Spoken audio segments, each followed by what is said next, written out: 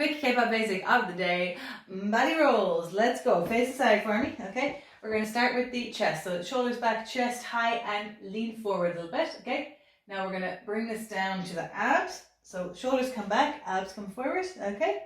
Now we're going to bring the abs back and the hips come forward, okay? And then we drop it back and we're centered again, okay? We start again, bring it up, chest high, bring the abs forward, bring the hips forward, drop it back. Chest, abs, hips, drop it back. Like there's a wall here and you're trying to touch each part off it as we go down.